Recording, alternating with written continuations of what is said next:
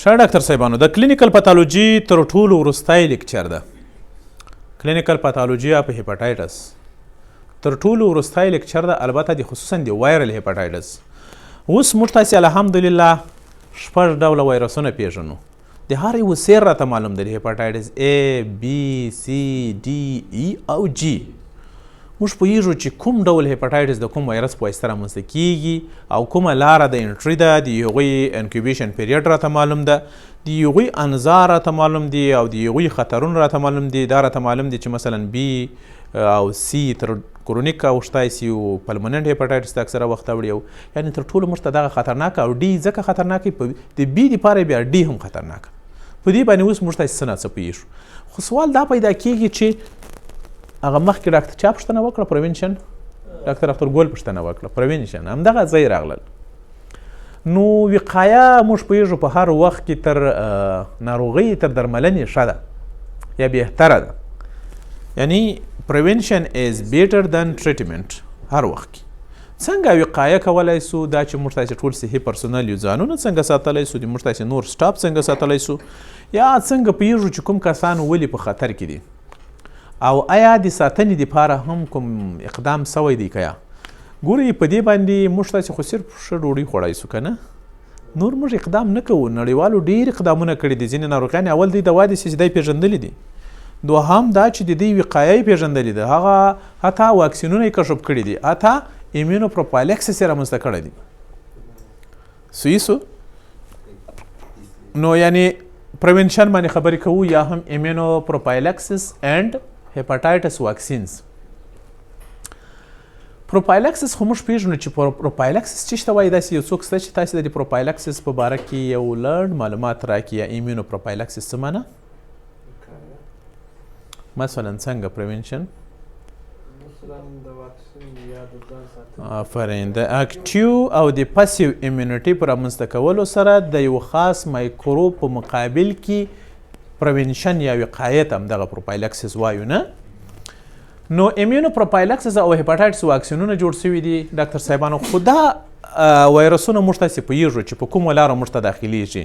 مثلا له دې جملې څخه هیپاټایټس E او A فیکو اورل روټ باندې، مثلا E کنټامیننټ واټر باندې او A هم کنټامیننټ واټر او فوډ باندې موږ تاسې تر خولې پورې ځان رسولی سي.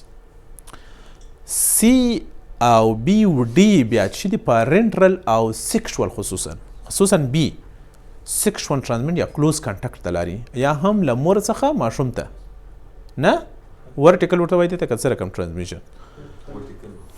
نو دغه ټرانسمیشن موږ دغه پورټل اپنټري عموما ډاکټر صاحبانو دغه چین یې موږ ته معلوم ده. دغه چین مثلا په کومه لاره داخلیږي، څونه انکیوبیشن پیریډ ده، څه رقم ناروغۍ رامنځته کوي او د دې انظار به څنګه وي. دغه کړۍ دغه چین د دې ناروغۍ د رامنځته کېدلو، دغه هره کړۍ چې په هر وخت کې پرې کړې هغه ځای کې تا پریونشن وکړه. خلاصه ده، متوجه یاست؟ خو په هر صورت مثلا د وقایه د مثلا د هیپاټایټس A او E د مخنیوي دپاره تر ټولو ښه خبره دا ده چې موږ ملوث خواړه ونه خورو، موږ د ځان حفظ الصحه وساتو.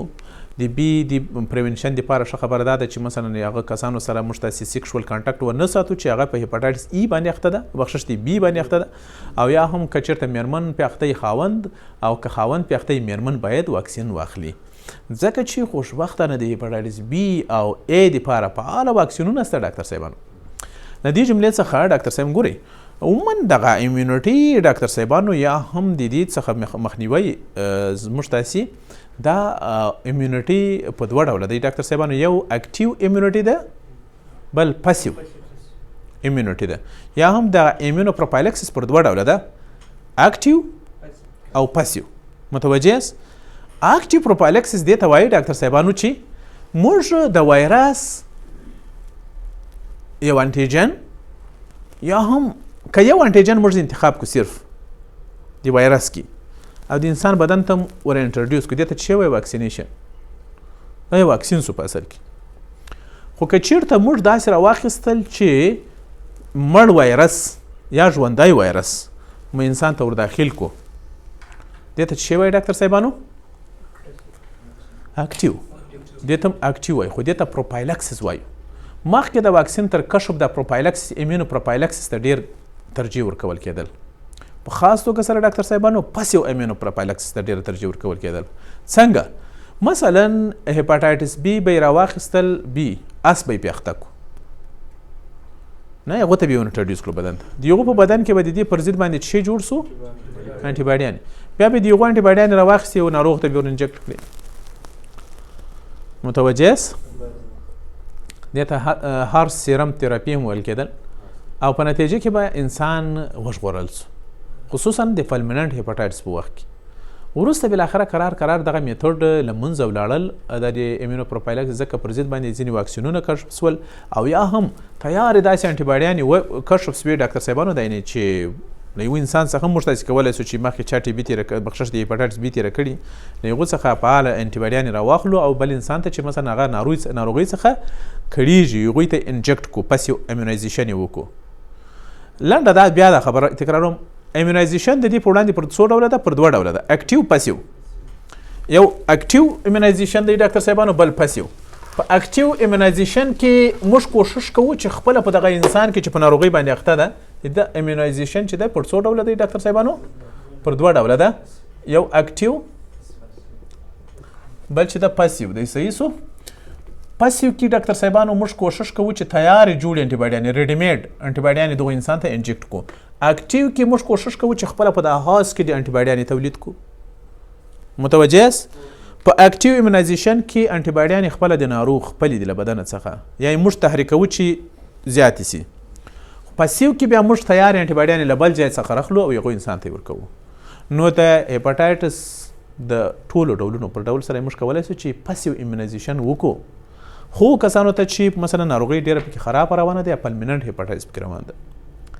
متوجه یاست؟ ښه.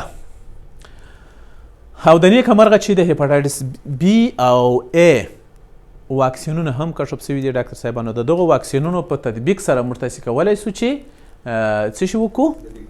ناروغان وساتو یا بخشش دی د ناروغۍ د راواقع کېدو مخنیوی وکړو د دغو واکسینونو، خصوصا هغه کسان چې ډېر په خطر کې دي ډاکټر صاحبانو.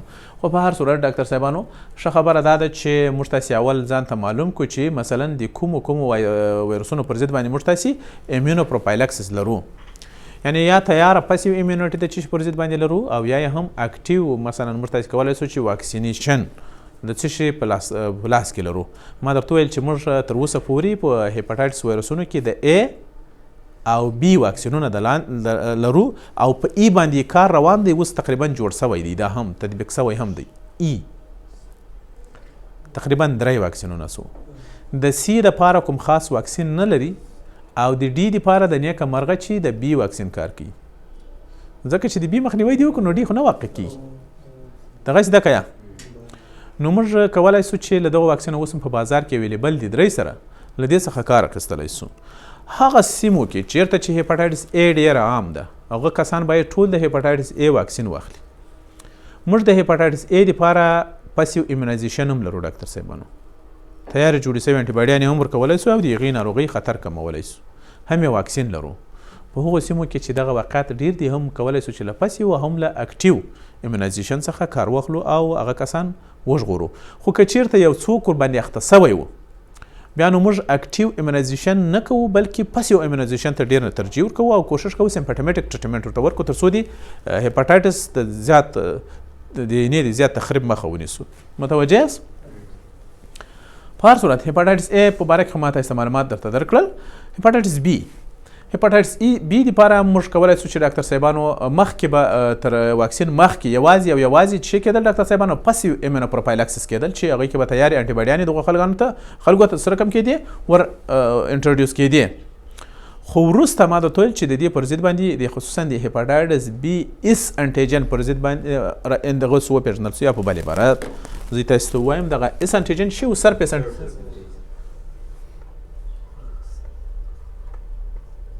دغه اس انټیجن دی نه دغه یعنی دغه انټیجن وپېژندل سو د دې سټرکچر او دا راواخیسته سو. اوس مثلا دغه انټیجن زه رخلم د یو انسان وینې ته یې وریله کوم صرف دغه انټیجن یې، یعنی ما تاسې ته پرون ویلي و چې واکسین 2 برخې لري چې یو انټیجنیسټي ده بل پیتوجنیسټي ده. په دې کې مطلب دا ده ګوري دغه انټیجن یې راواخیسته سو خو د پیتوجن یې ورڅخه ایسته سو نه، صرف انټیجن یې راواخیسته سو او دغه انټروډیوس کیږي د موږ تاسې بدن ته. دا کوم چاته ورکول کیږي په دې باندې وروسته درته خبرې کوم ډاکټر صاحبانو. صحیح سو؟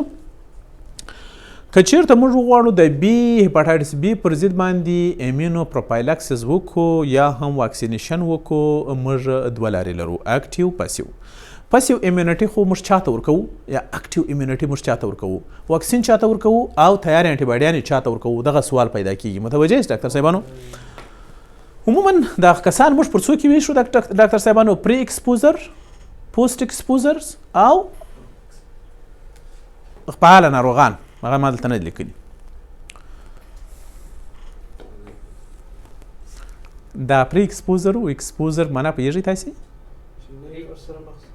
پری ایکسپوزر هغه دي چې استاد نه یو سره مخ او ایکسپوزر هغه دي چې سره مخ. آفرین. دا باندې زه بیا مې څه دلته ما غوښتل چې یو څه تشریحات درکړم خو نه در کوم. ته ولې؟ ځکه چې ښه ده چې په دې کې ډېر خبرې وکړو. دغه تر ټولو مهمه شی ده. دا د رحم دغه درې سره ډولونه یې رامله.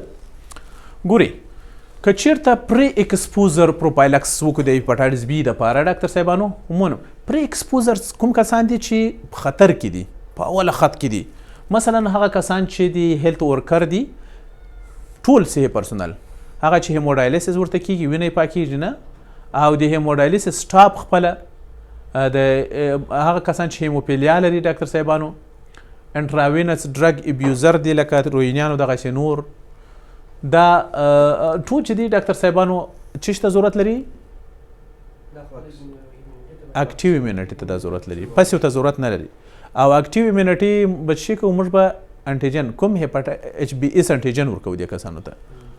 دغه هیپاټایټس بي واکسین چې ده ایچ بي ایس انټیجن ده او دا 3 دورې لري. نن یې ورکوو، یوه میاشت بعد یې ورکوو، 6 میاشتې بعد یې ورکوو. متوجه یاست؟ نن 6 میاشتې بعد. خو تر ټولو اولیت باید چاته ورکړل سي؟ پری ایکسپوزر ته. پری ایکسپوزر کوم کسان دي چې په خطر کې دي. او همدارنګه که چېرته میرمن و خاوند یو له هغوی څخه په دې باندې اخته یي په هیپاټایټس بي بل نه یي، هغه نه چې د اخته هغوی ته هم باید ډاکټر صاحبانو دا پروفایلاکسس وسي، هغوی ته هم باید ایمونایزیشن یا اکټیو ایمونیټي جوړ سي، یعنې واکسین باید ورکړل سي. متوجه؟ ځکه فری ایکسپوزر دي دا. خو بل چې دی ډاکټر صاحبانو پوسټ ایکسپوزرز پروفایلاکسس چې ورسره مخ سوی وي، هغوی ته بیا چې کوو ډاکټر صاحبانو؟ هم اکټیو ایمونیټي هم پاسیو ایمونیټي، هم واکسینونه ورکوو او هم چې ورکوو پاسیو ایمونیټي، ځکه چې هغه تیار ورسره مخ ده. دلته زما خبره ده، ما پرون تاسو ته ویل چې هغه کسان چې په هیپاټایټس بي باندې اخته دي، یعنې پازیټیو دي، یعنې پې اخته دي نه، هغو ته باید واکسین ورنه کړل سي. او دلته بالکل د توقع خلاف خبره راله چې پوسټ ایکسپوزر ته باید موږ واکسینونه هم ورکړو. دا څنګه کیسه ده؟ یا دغه سوال ممکن ستاسې په ذهن کې در ګرځېده؟ ورته وګورئ، ګورئ مخامخ ته پوسټ ایکسپوزر. ګورئ دغه ایکسپوزر ته معنا پوهېږئ تاسې څه معنا؟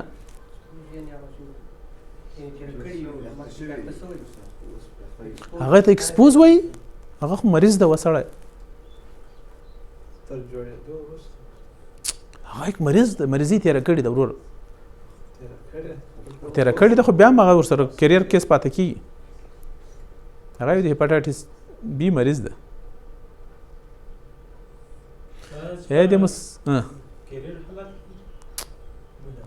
د مسلمان زمونو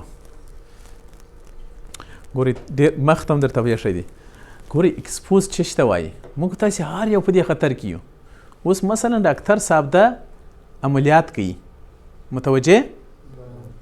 دی عملیات کوي او له یو ناڅاپه له چا سره مخ کېږي، د هغه نه فرق ښه پې خبر دی، هغه معاینات یې ورته کړي دي، هغه پوزیټیو ده، دی عملیات کوي. بله لار نه هیپاټایټس بي مریض چې ده یا هیپاټایټس بي پوزیټیو، اوس هغه چې ده مثلا اپنډکس ده، نو هغه بل اپنډکس چې مړ کېږي دی به لاس نه وروړي، دی به کار کوي خو په احتیاط سره. خو د هغه په وخت کې یو دم د ده د نیډل راواخېست، د په لاس کې ولاړ. متوجه؟ نو دوی خو خبر و چې هغه پوزیټیو ده، د ایکسپوز سو که یا د ایکسپوز دغو ته وایي. پوزیټیو سوی لا نه ده، خو ایکسپوز سو. تر پوزیټیو کېدو مخکې حالت ته څه شی وایي؟ ایکسپوز کېدل. یا یو نفر په ایچ آی وي باندې اخته ده، عین پینامون باندې ته ورسره اخته سوې، عملیات په وخت کې یا په بل وخت کې، یا مثلا یو چا سیکشوال کانټاکټ ورسره تماس ونیول، خبر نه وروسته خبر شو د ایچ آی وي و. دا څه شی ده اکسپوز سو تر پوزیټیو مخکې حالت ته څه شی وایي اکسپوز کینه خدای دې په شاده کې کیریر خو ته وایي چې تیار پوزیټیو هم وي بیا وروسته غیر فعال وي اسیمپټومیټیک وي هغه ته موږ کیریر وایو دا چې ورسره اکسپوز پوزیټیو نه د معاینات ورته وکړل نیګیټیو ده خو ځکه 180 ورځې بعد به د پوزیټیو کېږي خدای مه کړه څو ورځې له 10 څخه تر 180 ورځې په کار دی چې بي سره د پوزیټیو سره مخ شي نو په دغه دوران کې د اکسپوز د صرف اما په خطر خیر روان ده په سترګو نه دی به دغسې ناست وي څه ودرې زه ما پوزیټیو سم دغه حالت اکسپوزر وایي سر مو خلاص شو ګورې دا ډېر مهم ټاپک و دې ته اکسپوزر وایي نو چې دا اکسپوزر چې وي ډاکټر صاحب نو ژر تر ژره ته څه وکړه واکسین هم دغه وخت کې ورته ورکړه او ژر څه ورته وکړه پاسیو ایمونیټي ورته وکړه چې دا تر پازیټیو کېدو مخکې دا وایرس له خانه خرابه شي دواړه بیا کوو سر مو خلاص شو خوندوره خبره وکړه نه خو داسې نه چې چا هیپاټایټس تېر کړی ته واکسینونه ورته کوي ولې تا وایي چې پوسټ اکسپوزر بعضې خلک دا د پوسټ اکسپوزر په معنا هم نه پوهېږي کېدای شي هغه ډاکټر صاحبانو هم دغه جای ویلی نور یې سر نه پرې خلاصېږي نه سیدا څه کیسه هیپاټایټس ډي د هیپاټایټس ډي تنها نشي کولی چې هیپاټایټس رامنځته کړي که چېرته بي ورته زمینه مساعده نه کړي نو د بي دپاره چې موږ واکسین ورکړل د ډي مخه ونیول ضرورت یې نشته د هیپاټایټس سی تر اوسه پورې بدبختانه چې داسې پاسیو اکټیو ایمونیټي نه ده پېژندل شوي چې د هیپاټایټس سی مخنیوی وکړي متوجه یاست او د هیپاټایټس ای کار روان و واکسین جوړ شوی ده په خلکو کې تطبیقیږي هغه کسان چې په خطر کې دي خصوصا پرګننټ وومنز د هغوی دپاره دا ضرور وي او خصوصا په داسې ساحو کې چې ژوند کوي چې هلته اوبو په هیپاټایټس ای باندې کنټامیننټ وي یا ملوث وي صحیح ده